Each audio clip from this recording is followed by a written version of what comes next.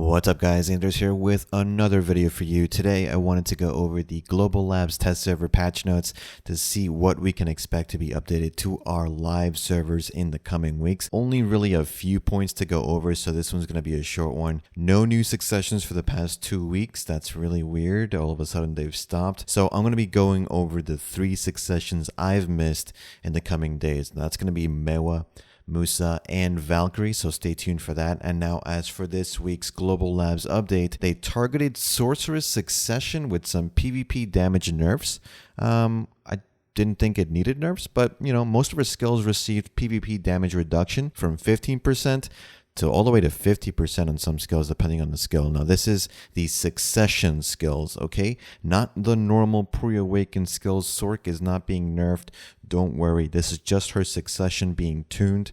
Darkwave in particular was improved to have a faster animation when chaining from skill to skill, but also received an 18% PvP damage reduction and lower down smash chance. This happened with Tamer Succession a few weeks ago, so they're still kind of tuning Successions to be at best on par with Awakening. The developers seem to be really hesitant to make Succession stronger than the current Awakening kits. I'm not sure why, but it's very clear that their plan for Succession is to be at least undertuned, below what Awakening is right now, but never better than what Awakening is right now. Now, apart from Sorceress Succession nerf, there was a change to node wars, specifically for some T3 and T4 nodes. The 30 and 40 max limit participant nodes of this tier now can only hire up to 3 to 4 mercenaries compared to the 5 to 10 mercs that it used to be. That's a pretty significant change for some guilds.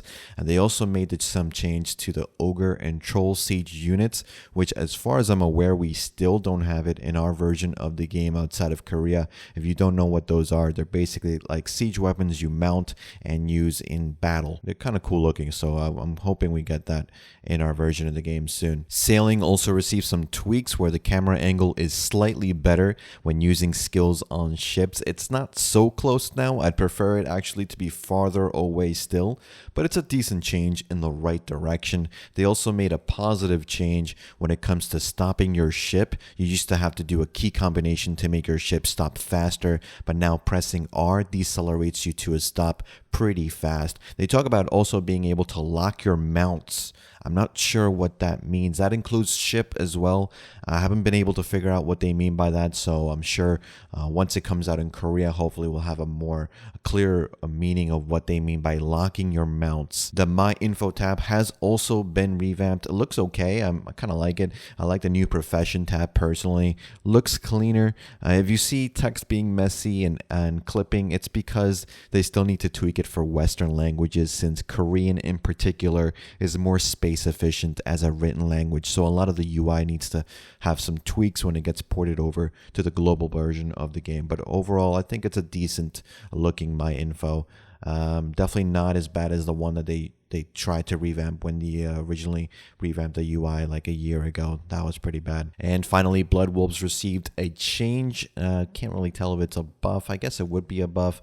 Blood Wolf population has decreased, but the stronger mobs have increased. So the stronger cocktombs, there's more of those now. I don't really grind Blood Wolves much, but I didn't really notice much of a difference, if I'm honest. They did buff the loot chance of the special elite that spawns from time to time, and there's a high chance of dropping Kafris and Hooms from that elite now, which are the main money-making items I'd imagine you want from that elite. That's a good change. I think the spot is good, but overshadowed by better spots, as it tends to happen with these things. I'll be sure to check out and do a comparison once we get those changes on the live servers. And one more thing before I go, in terms of life skill changes, I almost forgot, the milking minigame was buffed greatly. The higher your gathering skill level, the more milk you can now obtain, up to 55 per minigame. The UI for the minigame also changed to the revamped UI. Very slight change, but a pretty good one, I'd say. And that's pretty much it for this one, guys.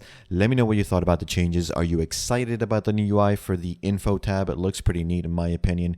Do you think the milk minigame is now a viable way to get milk, or do we simply continue using byproducts as our main source of milk? Let me know in the comments below. And as always, if you enjoyed this video and want to support the channel, you can do so by subscribing if you haven't done so already. every sub counts as we continue to grow the channel, and pressing the like or dislike button, depending on how you're feeling today, also helps us out a lot. So either one of those is very much appreciated. Thanks for watching, guys. Thanks for listening. I'll see you guys in the next one. Take care.